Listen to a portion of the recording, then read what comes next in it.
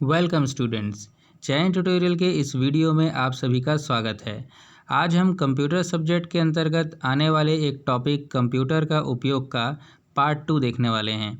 इसके पहले कंप्यूटर का उपयोग का पार्ट 1 का वीडियो बन चुका है, तो जिन्होंने ना देखा हो वो उस वीडियो को देख सकते हैं। पार्ट 1 के वीडियो में हम लोगों ने कंप्यूटर की जनरेशन और भी कई महत्वपूर्ण टॉपिक्स के बारे में पढ़ा था, और पार्ट 2 के इस वीडियो में हम पढ़ने वाले हैं मुख्य रूप से कंप्यूटर के प्रकार यानी कि उसके टाइप्स और भी कई सारे टॉपिक्स के बारे में पढ़ने वाले हैं। ठीक है, तो चलिए शुरू करते हैं और देखते हैं कि आज इस टॉपिक में हम क्या क्या पढ़ने वाले हैं।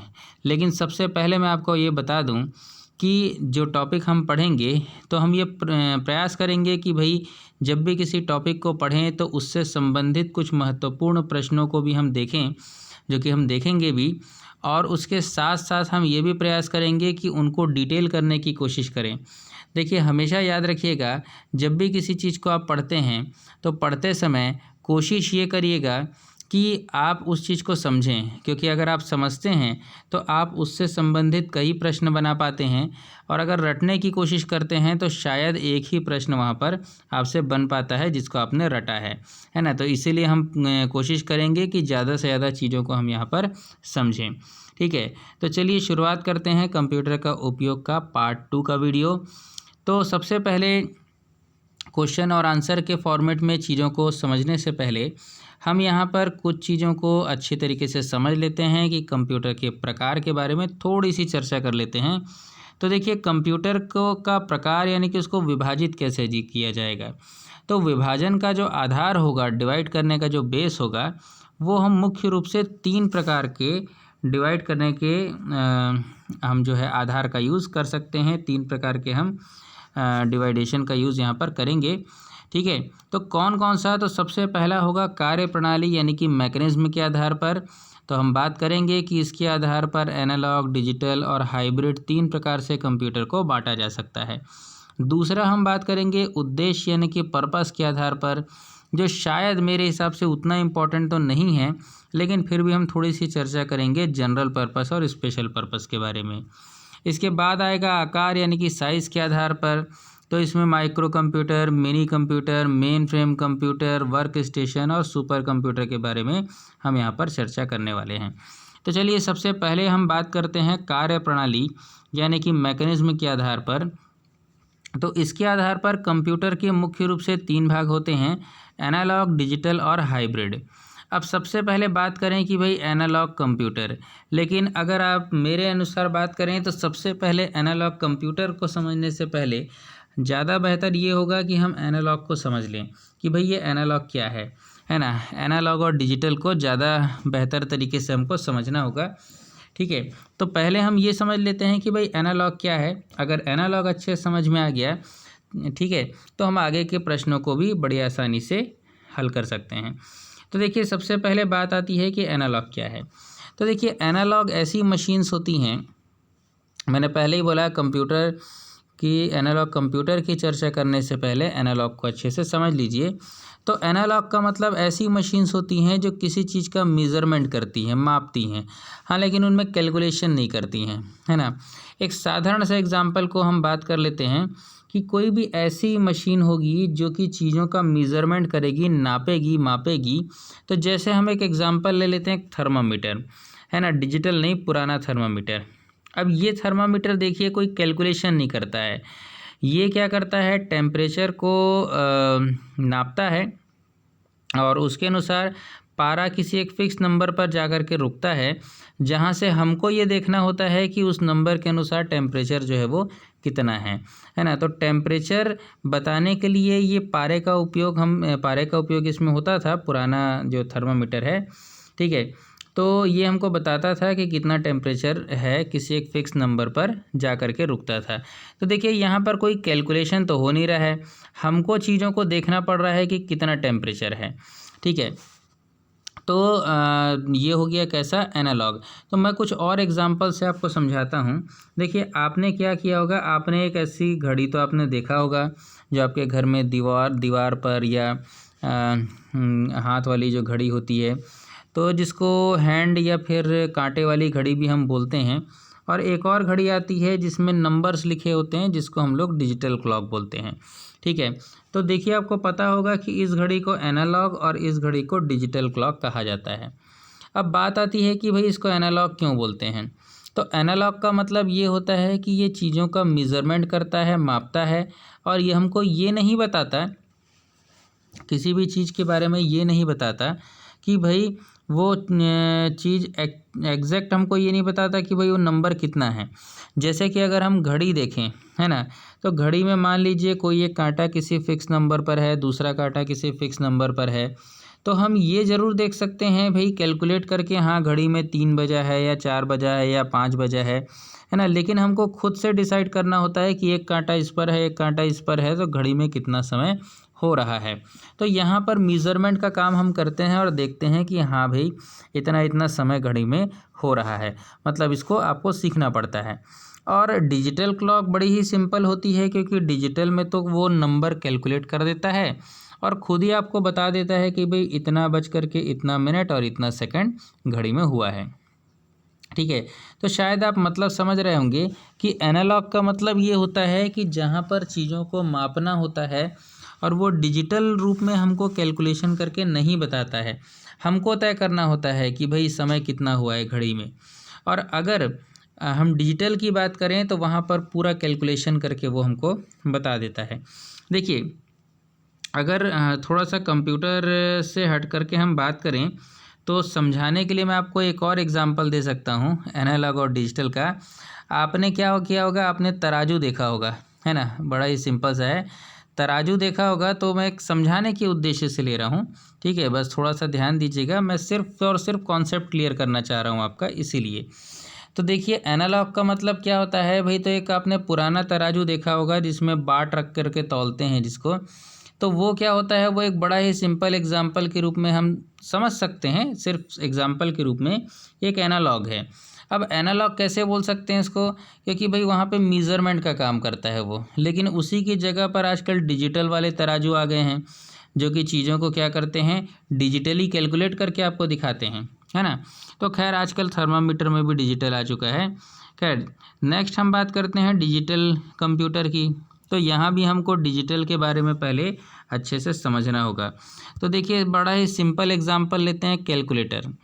अब देखिए ऐसी मशीन्स जो कि मेज़रमेंट नहीं करती है, अगर वो मेज़रमेंट करती तो वो क्या होती, एनालॉग होती, ये सिर्फ कैलकुलेशन करती है तो वो डिजिटल है।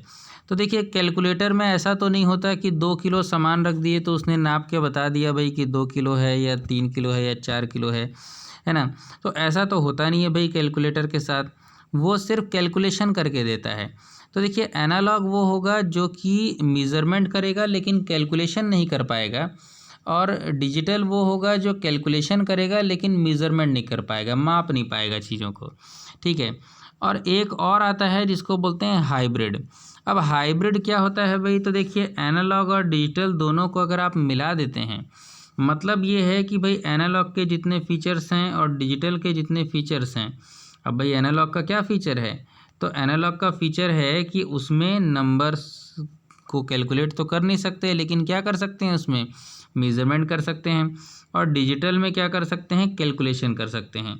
तो दोनों के फीचर्स को एक साथ मिला कर के बात करें तो वो बन जाता है हाइब्रिड। मतलब हम ये कह सकते हैं कि हाइब्रिड में क्या होगा, एनालॉग का मेज़रमेंट भी हो सकता है और डिजिटल का कैलकुलेशन भी हो सकता है।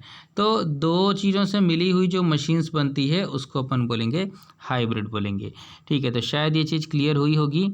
चलिए अपन आगे टाइप में बढ़ते हैं, तो वो है उद्देश्य यानी कि पर्पस के आधार पर।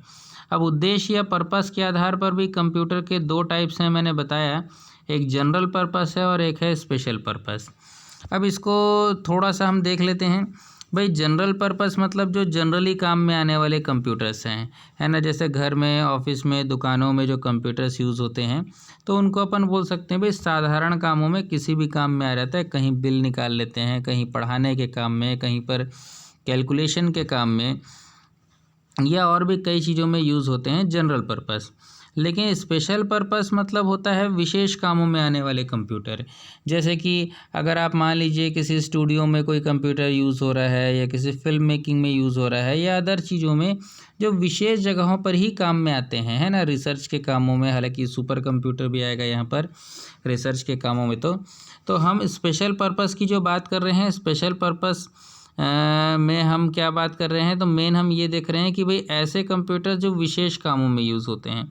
ठीक है, नेक्स्ट यहाँ पर अपन अगर बात करें तो आ जाता है भाई आकार यानी कि साइज़ के आधार पर। तो आकार के आधार पर कुछ इम्पोर्टेंट बनता है यहाँ पे ज़्यादा ही। जैसे एक होता है माइक्रो कंप्यूटर। चलिए थोड़ी सी इसकी डिटेल में चर्चा करेंगे, क्योंकि माइक्रो कंप्यूटर से संबंधित काफ़ी सारे प्रश्न एग्ज़ाम में बन सकते हैं। माइक्रो कंप्यूटर में कौन कौन से कंप्यूटर आते हैं, तो जनरली इसमें डेस्कटॉप, लैपटॉप या पाम टॉप हमको देखने को मिलते हैं, है ना, और भी हैं। अब मैं जनरल सी बात कर दूं भाई, वो कंप्यूटर्स जो हम अपनी नॉर्मल लाइफ में शायद यूज़ करते हैं, है ना, और ज़्यादातर जगहों पर जो यूज़ होता है, जनरली ऐसे कंप्यूटर्स को हम माइक्रो कंप्यूटर कहते हैं। अब बात आई सर ये डेस्कटॉप क्या है, लैपटॉप क्या है और पाम टॉप क्या है ना, थोड़ा सा चर्चा कर लेते हैं भाई। देखिए डेस्कटॉप वो होता है जिसमें मॉनिटर, ठीक है, आपका जो कीबोर्ड है कीबोर्ड, कंप्यूटर का जो माउस होता है माउस, और आपका सीपीयू का कैबिनेट, है ना, ये सब अलग अलग होते हैं। तो जनरली भाई इसको हम कहाँ रखेंगे, तो इसको हम लोग एक डेस्क के ऊपर रख करके चलाते हैं। देखिए ऐसा कोई नियम नहीं है, आप उसको डेस्क पे ना रख करके किसी चेयर पर या बेड पर या फिर ज़मीन पर रख करके भी चला सकते हैं, है ना। लेकिन एक जनरल सी बात करें भाई, ऑफिस में डेस्क पर उसको रखा जाता है। तो एक जनरल सा बेसिक चीज़ देखिए आप, डेस्क के टॉप पर रखा जाने वाला कंप्यूटर डेस्कटॉप कहलाता है ना। बड़ा ही सिंपल हो गया ये तो, कि डेस्क के टॉप पर रखा जाने वाला कंप्यूटर क्या कहलाता है, डेस्कटॉप कंप्यूटर कहलाता है, जिसमें माउस कीबोर्ड मॉनिटर ये सब अलग अलग होते हैं। दूसरा यहाँ पर इसी प्रकार से आ रहता है भाई लैपटॉप। लैप मतलब गोद होती है। तो जनरली देखिए लैपटॉप, आप जानते हैं कि लैपटॉप कौन से कंप्यूटर होते हैं, है ना भाई, सभी ने देखा तो होगा ही। तो लैपटॉप मतलब कुछ इस प्रकार के कंप्यूटर्स होते हैं जिसमें मॉनिटर, कीबोर्ड, माउस सब एक ही साथ लगा हुआ होता है। हालांकि एक्सटर्नल कीबोर्ड और माउस लगाया जा सकता है। तो जनरली इसको हम क्या कर सकते हैं, हम लोग आप अक्सर देखते हैं कि लोग कहीं बैठे हुए हैं, है ना, तो वहीं पर अपनी गोद में, गोद यानी कि लैप होता है ना भाई, तो अपनी गोद में यानी कि लैप के टॉप पर रख करके उसको चला लेते हैं भाई, गोद के ऊपर रख करके चला लेते हैं। तो वहाँ से इसका नाम क्या आ गया भाई, लैपटॉप आ गया। अब कोई डेस्कटॉप को थोड़ी लैप के टॉप पर रखेगा भाई, है ना, तो यहाँ पर आ गया लैपटॉप नाम आ गया। अब इसी प्रकार से देखिए पाम टॉप। तो पाम का मतलब क्या होता है भाई, तो पाम का मतलब होता है हथेली होता है ना। तो हथेली के ऊपर रख करके जो कंप्यूटर चला सकते हैं, बोलेंगे सर ये ऐसा कौन सा कंप्यूटर है, तो भाई टैबलेट, है ना, टैबलेट हो गया जिसको अपन टैब बोलते हैं, या आजकल के जो एडवांस मोबाइल फ़ोन्स हैं, तो ये सभी आ जाते हैं किसमें, पाम के टॉप पर रखे जाने वाले पाम टॉप कहलाते हैं। देखिए चीज़ों का बड़ा ही सिंपल सा अपन ने मतलब देख लिया। अब यहाँ पर एक आ गया है पीडीए। तो आप बोलेंगे सर ये पीडीए क्या है, तो पीडीए का पूरा नाम होता है भाई पर्सनल डिजिटल असिस्टेंट। देखिए कॉपी लेकर के बैठिएगा, है ना, वीडियो देखते समय कॉपी और पेन लेकर के, ताकि आप उस चीज़ को नोट कर सकें जो मैं एक्स्ट्रा चीज़ें बता रहा हूँ। ठीक है, अब देखिएगा पीडीए मतलब पर्सनल डिजिटल असिस्टेंट। अब ये क्या है भाई, तो पर्सनल डिजिटल असिस्टेंट्स मतलब क्या होता है, जो आपके पाम टॉप कंप्यूटर्स होते हैं, जैसे कि टैबलेट हो गया, टैब जिसको बोलते हैं, मोबाइल फ़ोन्स हो गए, तो ये सब पर्सनल डिजिटल असिस्टेंट हैं, आपके पर्सनली असिस्टेंट की तरह काम करते हैं। जैसे अलार्म बजता है, आपको उठाने, अलार्म बज के उठ के उठाने का, कैलकुलेशन करना है या वॉइस रिकॉर्डिंग करना है या और कुछ करना है, काफ़ी सारी चीज़ें ये कर लेते हैं। तो इसीलिए इनको पीडीए यानी कि पर्सनल डिजिटल असिस्टेंट भी कहा जाता है। ठीक है, इसके अलावा कुछ और भी कंप्यूटर्स इसमें आते हैं, जैसे एक जनरल से मैं बात कर रहा हूँ, तो एक होता है क्रोम बुक नाम का होता है ना। ये थोड़ा सा मैं समझाना चाहूँगा इसको आपको, क्रोम बुक के बारे में। ठीक है, तो क्रोम बुक जो होता है एक्चुअल में ये क्या है, तो देखिए आपने बोला होगा सर क्रोम बुक, तो क्रोम, हाँ हाँ क्रोम तो हमने सुना है, बोलोगे सर क्रोम जो होता है ना वो होता है गूगल क्रोम, है ना, गूगल क्रोम जिसको ब्राउज़र बोलते हैं। तो मैं यहाँ पर 2-3 चीज़ें क्लियर करना चाहूँगा, ध्यान रखिएगा। एक होता है गूगल क्रोम। गूगल क्रोम जो है वो ब्राउज़र है या जिसको ब्राउज़र भी कहा जाता है। तो ब्राउज़र क्या होता है, इंटरनेट चलाने या वेब पेज को देखने के लिए यूज़ होता है। तो गूगल क्रोम एक ब्राउज़र है। काफ़ी सारे लोग कंफ्यूज होते हैं, तो सुनिएगा। गूगल क्रोम एक ब्राउज़र है जो कि इंटरनेट चलाने के काम में या वेब पेज देखने के काम में आता है। दूसरा अगर बात करते हैं कि भाई क्रोम बुक क्या है, तो क्रोम बुक एक लैपटॉप जैसा होता है ना, कैसा, लैपटॉप। बस अंतर इतना है कि इसमें क्रोम ऑपरेटिंग सिस्टम डला होता है। कौन सा operating system, Chrome operating system. Chrome book एक लैपटॉप की तरह होता है जिसमें कौन सा ऑपरेटिंग सिस्टम होता है, क्रोम ऑपरेटिंग सिस्टम डला हुआ होता है, किसमें, क्रोम बुक में, है ना। फिर यहाँ पर नेक्स्ट क्या आता है, एक आता है गूगल। तो गूगल क्या है भाई, तो गूगल सर्च इंजन है। देखिए 3 चीज़ें हैं, अक्सर लोग इसमें थोड़ा सा कंफ्यूज हो जाते हैं अगर एग्ज़ाम में ऐसा प्रश्न बनता है तो। कैसे, तो देखिए सबसे पहले अपन बात कर रहे हैं यहाँ पर कि अगर पूछता है गूगल क्रोम क्या है, तो गूगल क्रोम एक ब्राउज़र है, वेब ब्राउज़र है। दूसरा बात करता है कि भाई क्रोम क्या है, तो क्रोम एक ऑपरेटिंग सिस्टम है, ठीक है। और तीसरा गूगल क्या है, तो गूगल जो है वो सर्च इंजन है ना। और क्रोम ऑपरेटिंग सिस्टम किस में डला होता है, क्रोम बुक, है ना, जो कि एक लैपटॉप की तरह होता है। तो शायद ये चीज़ें आपको क्लियर हो गई होंगी, है ना। प्रश्न बनते हैं, बन जाते हैं कभी कभी ऐसे, तो बिल्कुल प्रश्न बन सकते हैं, इसीलिए आप इसको ध्यान में रखिएगा। नेक्स्ट बात करते हैं मिनी कंप्यूटर की। तो मिनी कंप्यूटर जो होता है वो बड़े इंस्टीट्यूशन या ऑर्गेनाइजेशंस में जहाँ बहुत सारे कंप्यूटर्स की आवश्यकता होती है, वहाँ पर मिनी कंप्यूटर्स का यूज़ भी किया जाता है ना। हालांकि ज़्यादातर तो आपको डेस्कटॉप या लैपटॉप ही दिखाई देंगे अधिकतर जगह पर, या आजकल टैबलेट भी यूज़ होते हैं बहुत ज़्यादा। वर्क स्टेशन जो होता है वो माइक्रो कंप्यूटर से थोड़ा ज़्यादा कॉन्फ़िगरेशन का बोल सकते हैं, high processor, high storage, high speed का कंप्यूटर होता है। हालांकि कुछ माइक्रो कंप्यूटर्स भी काफ़ी हाई स्पीड के होते हैं। तो ज़्यादा जैसे कुछ अगर आपको हाई स्पीड या हाई परफॉर्मेंस का वर्क करना है तो वहाँ पर वर्क स्टेशन कंप्यूटर भी यूज़ कर सकते हैं। नेक्स्ट आता है मेन फ्रेम कंप्यूटर। तो अगर आपको काफ़ी समय तक किसी कंप्यूटर को कंटिन्यू चला करके रखना है बिना बंद किए, ठीक है, तो वहाँ पर आप मेन फ्रेम कंप्यूटर्स का यूज़ कर सकते हैं। तो मेन फ्रेम कंप्यूटर्स मेन कहाँ पर काम आते हैं, तो जहाँ पर आपको कंटिन्यू कंप्यूटर्स चलाने हैं, बहुत देर तक चलाने हैं, है ना, काफ़ी समय तक, तो मेन फ्रेम कंप्यूटर्स वहाँ पर यूज़ हो सकते हैं।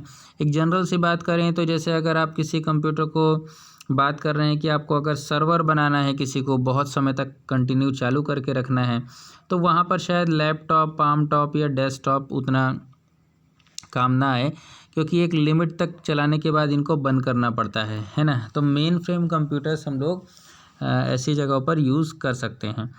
फिर आता है सुपर कंप्यूटर। तो भाई जहाँ पे रिसर्च का काम हो रहा है या सैटेलाइट से रिलेटेड काम हो रहा है या किसी प्रकार का कोई अंतरिक्ष विज्ञान का काम है, तो वहाँ पर जहाँ पर बहुत सारे कैलकुलेशंस करने पड़ते हैं और काफ़ी सारे सीपीयू लगे होते हैं जो एक साथ वर्क करते हैं, तो वहाँ पर हमको सुपर कंप्यूटर देखने को मिलता है ना। तो ध्यान रखिएगा, एक सिद्धांत होता है, आगे पढ़ेंगे हम उसके बारे में, नॉन वॉन न्यूमॉन सिद्धांत बोलते हैं इसको। ये क्या होता है एक्चुअल में, एक साथ काफ़ी सारी प्रोसेसिंग से संबंधित एक सिद्धांत है। तो सुपर कंप्यूटर क्या करता है, जो वॉन न्यूमॉन करके हैं जिन्होंने मतलब जो सिद्धांत ये बताता है कि काफ़ी सारी प्रोसेस को एक साथ चलने से संबंधित चीज़ों को बताता है, तो सुपर कंप्यूटर जो है उसको नॉन वॉन न्यूमॉन सिद्धांत पर चलने वाला बोलते हैं। कारण ये है कि ये क्या करता है, ये काफ़ी सारी प्रोसेस को एक साथ चला सकता है। मतलब ऐसा नहीं कि एक प्रोसेस चल रही तो दूसरी ना चले, ठीक है। तो सुपर कंप्यूटर जो है उसकी स्पीड बहुत ज़्यादा होती है, जिसको हम लोग फ्लॉप्स में नापते हैं। फ्लॉप्स का मतलब होता है फ्लोटिंग पॉइंट ऑपरेशन पर सेकंड, ठीक है। चलिए अब थोड़ा सा क्वेश्चन आंसर की अपन बात कर लेते हैं। तो देखिए अब क्वेश्चन आंसर बनाना काफ़ी कुछ इजी हो जाएगा। तो सबसे पहला यहाँ पर आता है कि भाई कौन सा लैपटॉप जो है वो कौन सा कंप्यूटर है। अब मैंने अभी आपको बताया कि डेस्कटॉप, लैपटॉप, पाम टॉप ये सब कैसे कंप्यूटर्स होते हैं। तो ये सब होते हैं माइक्रो कंप्यूटर्स होते हैं, है ना।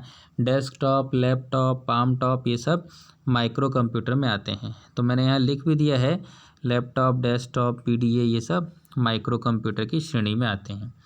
नेक्स्ट क्वेश्चन आता है कि डेस्कटॉप, लैपटॉप और क्रोमबुक इनमें से कौन सा एक कंप्यूटर नहीं है। तो भाई अभी मैंने आपको बताया कि लैपटॉप तो कंप्यूटर होता ही है, डेस्कटॉप भी होता है और क्रोमबुक भी होता है जिसमें क्रोम ऑपरेटिंग सिस्टम डला हुआ होता है। तो भाई ये सभी क्या हैं, कंप्यूटर्स हैं। ठीक है, नेक्स्ट क्वेश्चन में आते हैं। तो यहाँ पर ऐसा कंप्यूटर जो केवल मापन यानी कि मीज़रमेंट का काम ही करता है, भाई उसको क्या कहा जाता है। तो अभी आपने थोड़ी देर पहले पढ़ा था एनालॉग, है ना भाई। तो एनालॉग एक ऐसा कंप्यूटर है जो मापन या मीज़रमेंट का काम करता है। अच्छा, इससे संबंधित मैं एक जानकारी आपको और बताना चाहूँगा कि कभी कभी एनालॉग और डिजिटल सिग्नल्स के बारे में भी पूछा जाता है। अब आप बोलेंगे सर ये क्या है। तो देखिए थोड़ा सा इसको समझ लेते हैं अपन। यहाँ पर मैं आपको एक डायग्राम दिखाता हूँ जिससे शायद आप इसको ज़्यादा क्लियर कर पाएँ, ज़्यादा अच्छे से समझ पाएँ।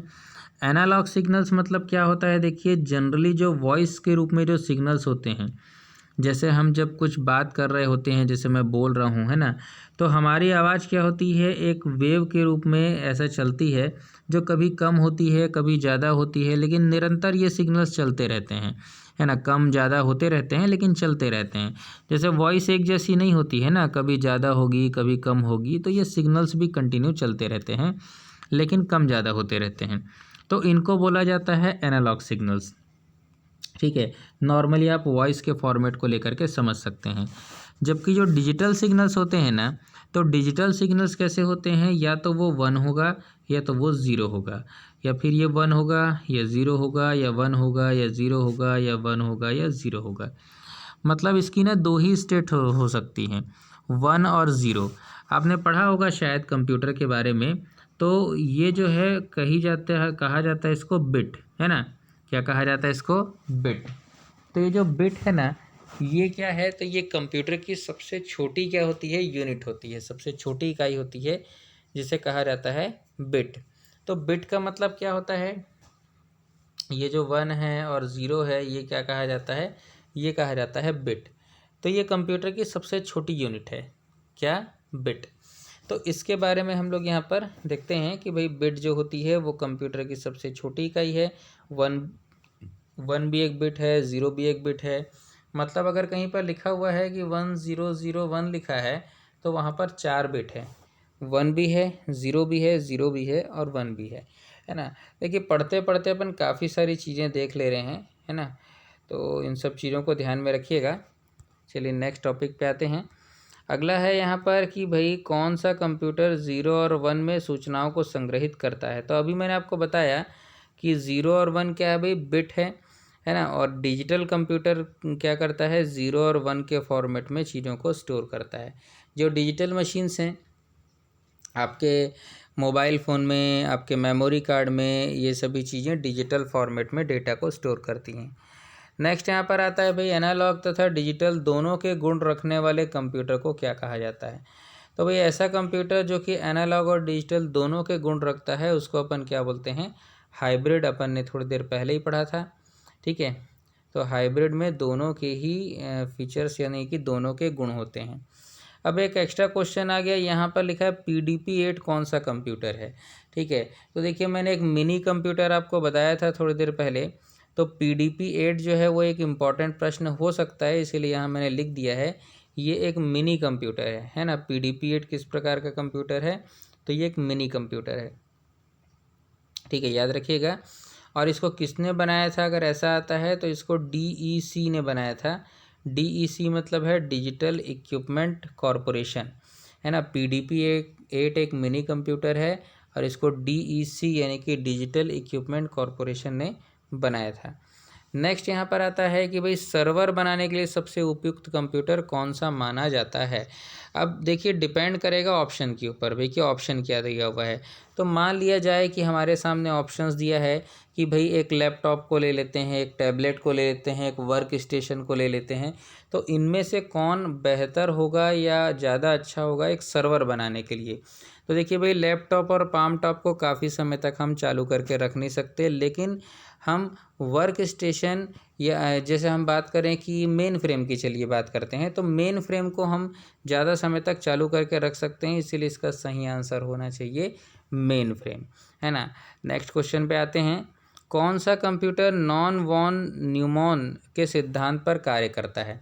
अब यहाँ पर वही चीज़ आ गई, देखिए मैंने थोड़ी देर पहले ही बताया था इसका आंसर सुपर कंप्यूटर होगा, क्योंकि वॉन न्यूमॉन सिद्धांत जो है वो किसी कई प्रोसेस के एक साथ चलने से रिलेटेड है, और सुपर कंप्यूटर जो है वो नॉन वॉन न्यूमॉन सिद्धांत पर कार्य करता है। इसका मतलब ये है कि इसमें एक साथ बहुत सारी प्रोसेस चल सकती हैं एक साथ, मतलब ये काफ़ी सारे सीपीयू इससे कनेक्ट होंगे और उन सब के ये क्या करता है प्रोसेसिंग करके रिज़ल्ट को कैलकुलेट करता है, ठीक है।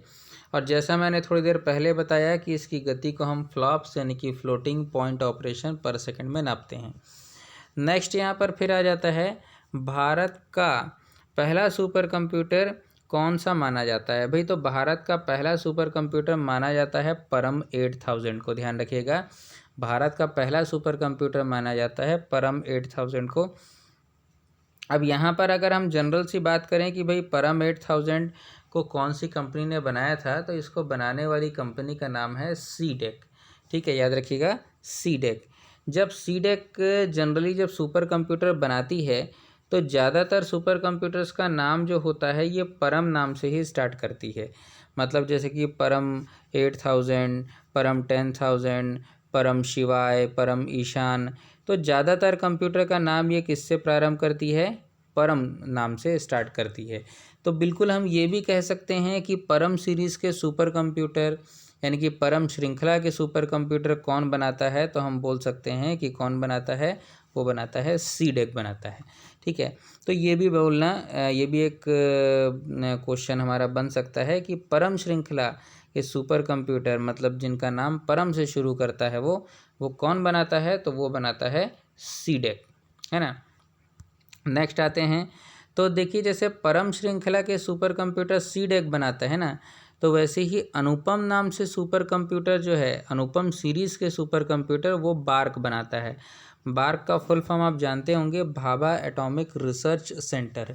तो जो अनुपम सीरीज़, जैसे परम सीरीज़ बोलेगा तो उसके सुपर कंप्यूटर कौन बना रहा है, सीडेक, तो वैसे ही अनुपम श्रृंखला से यानी कि अनुपम नाम के जो सुपर कंप्यूटर्स है वो कौन बनाता है, तो भाभा एटॉमिक रिसर्च सेंटर। अब नेक्स्ट देखिए क्वेश्चन आ गया, कौन से सिग्नल बदलते रहते हैं तथा कम और अधिक होते हैं। तो भाई ऐसे कौन से सिग्नल हैं जो बदलते भी रहते हैं और कम या ज़्यादा होते हैं। तो अपन ने अभी बात किया था भाई जो ऐसे चलते हैं वेव के रूप में, कौन से सिग्नल, तो वो थे कौन से, एनालॉग सिग्नल, है ना। आपसे कई बार ऐसा भी प्रश्न बन जाता है कि टेलीफोन लाइन में कौन से सिग्नल ट्रांसफ़र होते हैं, टेलीफोन लाइन जो होता है ना वॉइस के रूप में, तो एनालॉग सिग्नल, ठीक है। तो देखिए यहाँ पर फिर वही क्वेश्चन आ गया कि ध्वनि के रूप में कौन से सिग्नल को माना जा सकता है, तो आंसर क्या आ गया यहाँ पर, एनालॉग सिग्नल, है ना। तो ये चीज़ ध्यान रखिएगा, ऐसे प्रश्न अक्सर एग्ज़ाम में बन सकते हैं। नेक्स्ट आता है कि कौन से ऐसे सिग्नल होते हैं जिनकी दो ही अवस्थाएं होती हैं। तो भाई पहली अवस्था 1, दूसरी अवस्था 0, तीसरा कुछ हो नहीं सकता है ना, तो ये क्या होता है, डिजिटल। देखिए जो डिजिटल डेटा होता है ना, जैसे आप अपने मोबाइल फ़ोन में रखते हैं मेमोरी कार्ड में किसी डेटा को, तो अगर काफ़ी समय तक आप 6 महीने, साल भर, 2 साल, 5 साल मेमोरी कार्ड या फ़ोन मेमोरी में किसी डेटा को रखे रहें, जैसे कि कोई वॉइस है, कोई गाना है, कोई वीडियो है, कोई डॉक्यूमेंट है, तो वो क्या होता है समय के साथ ख़राब नहीं होता। अब भाई मेमोरी ही ख़राब हो जाए, मेमोरी कार्ड ही ख़राब हो जाए तो बात अलग है, लेकिन वो डेटा में कोई नुकसान नहीं होता। जबकि जो बाकी डेटा होता है जैसे टेप या कैसेट के रूप में कुछ रखे हैं तो वो समय के साथ ख़राब हो सकता है ना। तो इसमें ज़्यादा कुछ इफ़ेक्ट नहीं पड़ता है। तो 0 और 1 इसकी दो अवस्थाएं हो सकती है। अब देखिए क्या लिखा है, कौन सा सिग्नल समय के साथ ख़राब नहीं होता। मैंने अभी बात किया डिजिटल सिग्नल, है ना। अगर आप कोई डिजिटल मतलब अगर आपने अपने कैमरे से एक फ़ोटो लिया है या आपने अपने कैमरे में कोई वॉइस रिकॉर्ड किया है, उस वॉइस को क्या किया जाता है, आपके मेमोरी कार्ड या फ़ोन मेमोरी में डालने के लिए 0 और 1 में कन्वर्ट कर दिया जाता है ना। ऐसा 10 10 10 करके उसको कन्वर्ट कर दिया जाता है और ये हो जाता है बिट। 1 और 0 क्या है, बिट। तो इसको डिजिटल डेटा बोलते हैं। तो ये क्या होता है, काफ़ी समय तक रखने के बाद भी आप अगर 2 साल 5 साल बाद भी उसको सुने तो वो आपको वैसे ही सुनाई देता है। ठीक है, नेक्स्ट आते हैं, 1 सेकंड में भेजी जाने वाली बिट की संख्या क्या कही जाती है। तो देखिए अगर आप किसी बिट को ट्रांसफ़र कर रहे हैं कहीं पर तो उसको बिट रेट कहा जाता है। जैसे एक एग्जांपल के लिए मान लें कि हम 10101101 ऐसा करके लिखा हुआ है कहीं पर। ठीक है, तो मान लीजिए ये 1 2 3 4 5 6 7 8 बिट हो गया है ना। अब हम इसको क्या करते हैं, किसी को सेंड कर रहे हैं मान लीजिए, तो हम क्या बोलेंगे कि 1 सेकंड में मान लीजिए 8 बिट सेंड हो जा रहा है। तो हम बोलेंगे कि हमारा बिट रेट कितना है, 8 बिट का है। मतलब हम 1 सेकंड में कितना डेटा ट्रांसफ़र कर दे रहे हैं, 8 बिट का डेटा। तो थोड़ा सा समझने की कोशिश करिएगा कि बिट रेट क्या है। तो 1 सेकंड में आप जितने बिट भेजते हैं, मान लीजिए आप 1 सेकंड में 16 बिट भेज देते हैं तो आपका बिट रेट कितना है, 16 है।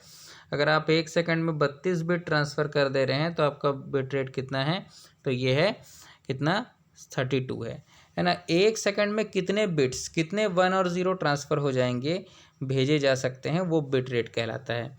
जबकि अगर इसी की यूनिट की बात करें कि 1 सेकंड में जब सिग्नल्स भेजते हैं, 1 सेकंड में भेजे गए सिग्नल्स की इकाई यानी कि कितने बिट नहीं, उसकी यूनिट की बात कर रहे हैं, तो उसको कहा जाता है बॉड रेट कहा जाता है। फिर से सुनिएगा, 1 सेकंड में आप जितने बिट भेज देंगे, जैसे मान लो 1110 ये 4 बिट है, इसको आपने भेजा तो ये बिट रेट है, 1 सेकंड में 4 बिट गए। और एक यूनिट की बात करें हम, अगर उस यूनिट को क्या कहेंगे, जो 1 सेकंड में सिग्नल्स को भेज रहा है तो उसकी इकाई को क्या कहेंगे, तो वो कही जाती है बॉड रेट।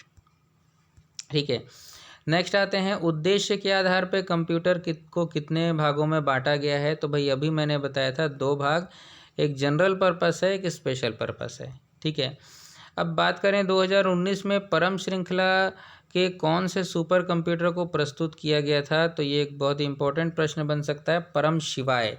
ठीक है, याद रखिएगा 2019 में परम श्रृंखला का एक सुपर कंप्यूटर आया था जिसका नाम था परम शिवाय, है ना। तो ध्यान रखिएगा, परम आ गया, इसका मतलब इसको किसने बनाया होगा, तो बिल्कुल इसको बनाया होगा किसने, सीडेक ने। नेक्स्ट आता है, फिर इनमें से कौन सा परम श्रृंखला का सुपर कंप्यूटर नहीं है। तो देखिए वैसे तो काफ़ी सारे सुपर कंप्यूटर बनाता है भाई सीडेक, तो कुछ का नाम मैंने यहाँ पर लिखा है, जैसे परम 10,000, परम युवा 1, परम ईशान, परम 1000। तो यहाँ पर ये जो परम 1000 है ना, ये जो है परम श्रृंखला का सुपर कंप्यूटर नहीं है। बाकी सभी परम श्रृंखला के सुपर कंप्यूटर इनमें से हैं। नेक्स्ट आता है, अनुपम श्रृंखला का प्रथम सुपर कंप्यूटर कौन सा था। भाई तो देखो अनुपम वाला कौन बनाता था, BARC Bhabha atomic research centre, है ना। तो यहाँ पर जो है भाभा एटॉमिक रिसर्च सेंटर जो है वो कौन बनाता है भाई, तो अनुपम श्रृंखला का super computer Bhabha atomic research centre में बनता है। ठीक है, तो आपको ये तो मैंने पहले ही बता दिया है।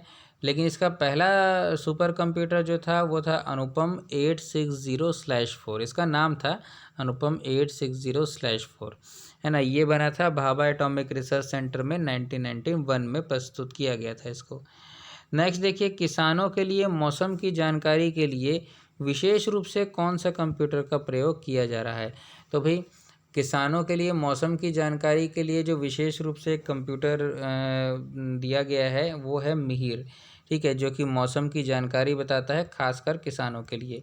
नेक्स्ट है सागा 220 सुपर कंप्यूटर किसके द्वारा बनाया गया है, तो ये इसरो के द्वारा बनाया गया है। इसरो का फुल फॉर्म आप जानते होंगे, इंडियन स्पेस रिसर्च ऑर्गेनाइजेशन, ये इसरो का क्या है, पूरा नाम है। ठीक है, ध्यान रखिएगा सुपर कंप्यूटर जो हैं वो समय समय पर बदलते भी रहते हैं। बदलते रहते हैं का मतलब ये है कि सबसे महत्वपूर्ण या सबसे तेज़ चलने वाला, ये सब समय के साथ जो है नए नए सुपर कंप्यूटर्स भी आते रहते हैं। ठीक है, तो ये चीज़ को ध्यान रखिएगा। आदित्य सुपर कंप्यूटर किसने बनाया, तो देखिए आदित्य सुपर कंप्यूटर को बनाया था इंडियन इंस्टीट्यूट ऑफ ट्रॉपिकल मीटियोलॉजी, यानी कि IITM भी इसे कहा जाता है।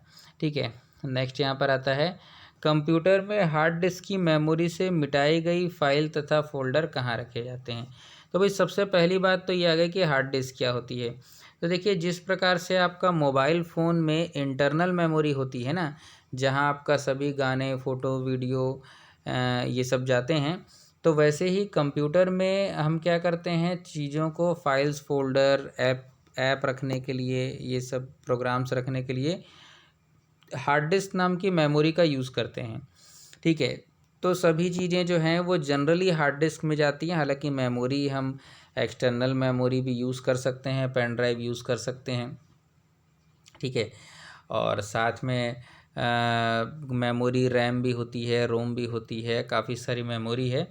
लेकिन हम अभी मेन बात कर रहे हैं हार्ड डिस्क की। तो जो डेटा हमारा स्टोर रहता है पूरा का पूरा, वो डेटा कहाँ स्टोर रहता है, हार्ड डिस्क में। याद रखिएगा, आप कुछ भी स्टोर करें, फाइल, फोल्डर, वीडियो, जो भी आप स्टोर कर रहे हैं, जो आपके काम के हैं, एप्लीकेशंस हैं, वो सब हार्ड डिस्क में जाते हैं। तो जब हार्ड डिस्क से आप किसी फाइल, फोल्डर, गाने, फ़ोटो, वीडियो को डिलीट कर देते हैं, तो वो डिलीट किया हुआ फाइल या फोल्डर जो है वो चला जाता है रिसाइकल बिन में। ठीक है, तो देखिए विंडोज़ जो ऑपरेटिंग सिस्टम होता है वो एक ऑप्शन देता है हमको कि अगर हमारे पास एक फ़ाइल है और उस फाइल को हम डिलीट कर रहे हैं, तो वो डिलीट की हुई फाइल जो है वो पूरी तरीके से डिलीट ना हो करके कहाँ चली जाती है, तो रिसाइकल बिन में चली जाती है। रिसाइकल बिन मतलब आप ऐसा समझ लीजिए कि एक जनरल सा एग्जांपल लेते हैं, हमारे घर में एक डस्टबिन है भाई, तो हम क्या करते हैं, जो अनयूज्ड चीज़ें होती हैं, जिनका यूज़ हमको नहीं करना है, तो उन चीज़ों को उठा करके हम अपने डस्टबिन में डाल देते हैं। लेकिन अगर हमको थोड़ी देर बाद ये लगे कि हाँ भाई ये तो मेरे काम की चीज़ है, काम में आ सकता है, तो हम उसको डस्टबिन से निकाल करके फिर से यूज़ कर सकते हैं। तो इसको कहा जाता है, इसीलिए इसका आप ऐसा समझ सकते हैं रिसाइकल बिन।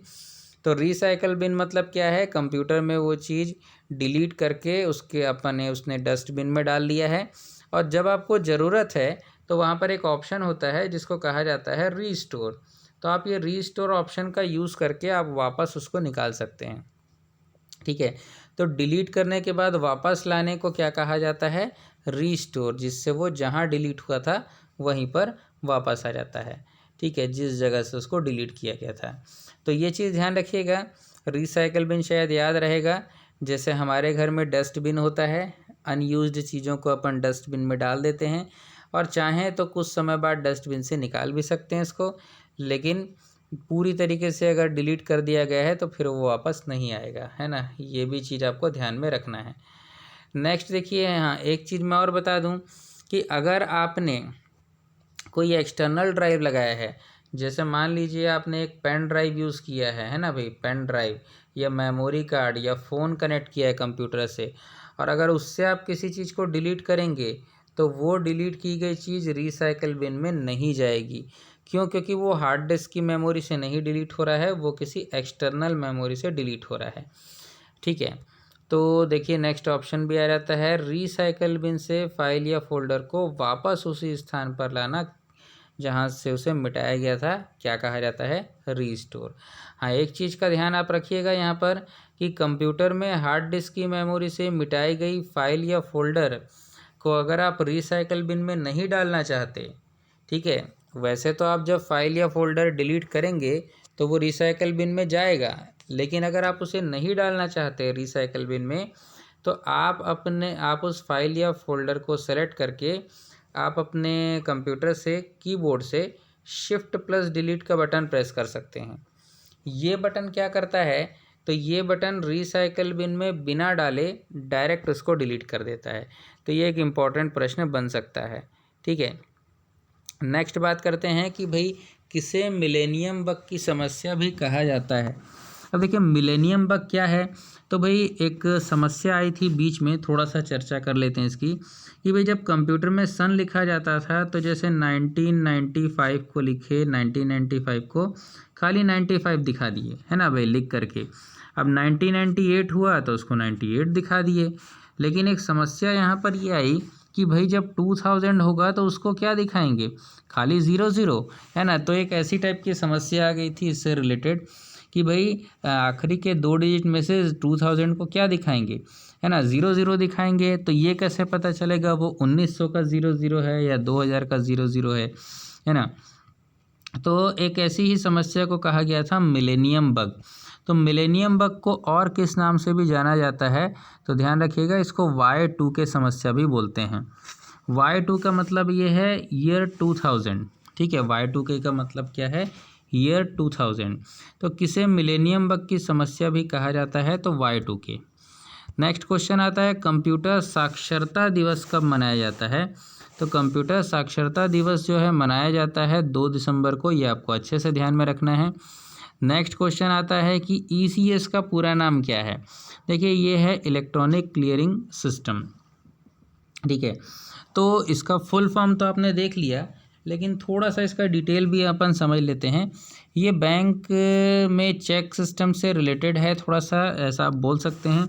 लेकिन देखिए होता क्या है, जैसे किसी चीज़ का आजकल किसी व्यक्ति ने मान लीजिए लोन लिया, या फिर किसी कंपनी से उसने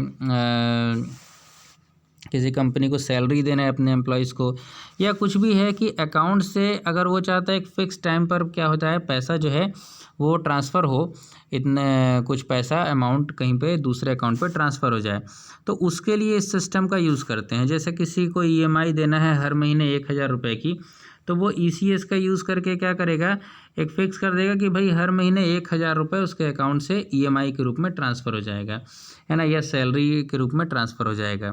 ठीक है, नेक्स्ट क्वेश्चन यहाँ पर फिर आता है भारत में सिलिकॉन वैली किसे कहा जाता है। तो भाई बड़ा ही सिंपल सा है, बेंगलोर। बेंगलोर जो है वहाँ पर काफ़ी सारे IT कंपनी हैं और बहुत ही इम्पोर्टेंट है वो भारत में IT को लेकर के, इंफॉर्मेशन टेक्नोलॉजी को लेकर के।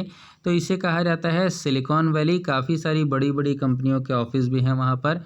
तो भारत में सिलिकॉन वैली किसे कहा जाता है, तो याद रखिएगा बेंगलोर को कहा जाता है। ठीक है, नेक्स्ट क्वेश्चन की बात करते हैं अगर, तो देखिए यहाँ पर हमने काफ़ी सारे प्रश्नों को देखा, और एक प्रश्न यहाँ पर और आ जाता है कि भाई बेंगलोर जो है वो एक महत्वपूर्ण इसीलिए भी है क्योंकि वहाँ पे काफ़ी सारी IT कंपनियाँ हैं। और भारत में अगर इंफॉर्मेशन टेक्नोलॉजी की बात करें, अब यहाँ पर एक प्रश्न ये भी बनता है भाई नेक्स्ट की IT क्या है। तो IT का मतलब होता है भाई इंफॉर्मेशन टेक्नोलॉजी, जहाँ पर जो हमारी जो टेक्नोलॉजी है वो सिर्फ कंप्यूटर की ही बात नहीं करेंगे। ठीक है, जितनी भी इंफॉर्मेशन की चीज़ें होती हैं जो कंप्यूटर या मशीन से रिलेटेड हैं खासकर, तो वो सब चीज़ें भी इसमें हम लोग IT से रिलेटेड हम लोग पढ़ते हैं, यानी कि IT की बात हम लोग वहाँ पर करते हैं। ठीक है, तो देखिए हम लोगों ने यहाँ पर कंप्यूटर का उपयोग का पार्ट 2 देखा, जिसमें हमने काफ़ी सारे प्रश्न देखे। तो यहाँ पर हम उम्मीद करते हैं कि आपको इस वीडियो से काफ़ी कुछ समझ में आया होगा।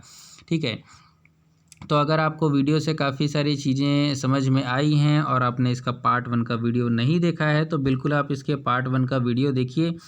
और अगर आप चाहते हैं कि इस प्रकार के और भी वीडियोज़ आप देखना चाहते हैं, तो आप चाहें तो चैनल को सब्सक्राइब भी कर सकते हैं और बेल का आइकन दबा सकते हैं।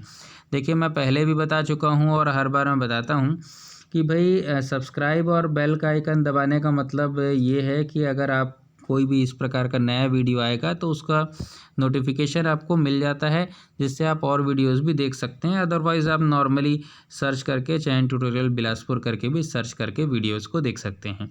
ठीक है, तो कंप्यूटर का उपयोग के 2 पार्ट के वीडियो बन चुके हैं, मैं पहले ही बता दूं। पार्ट 1 बन चुका है और ये पार्ट 2 था। ठीक है, अब इस वीडियो में हमने मुख्य रूप से किस चीज़ की बात किया, तो इस वीडियो में हमने बात किया मुख्य रूप से कंप्यूटर के टाइप्स के बारे में और भी कुछ अलग अलग टॉपिक्स के बारे में। ठीक है, तो मैं आशीष चैन ट्यूटोरियल की ओर से इस वीडियो में हमने बहुत सारी चीज़ें भी देखा और अगले वीडियो में फिर हम और भी जानकारियाँ देखेंगे। तो नेक्स्ट वीडियो जो आने वाला है वो होगा कंप्यूटर के प्रमुख भाग। ठीक है, तो देखते हैं फिर नेक्स्ट वीडियो। तब तक के लिए धन्यवाद।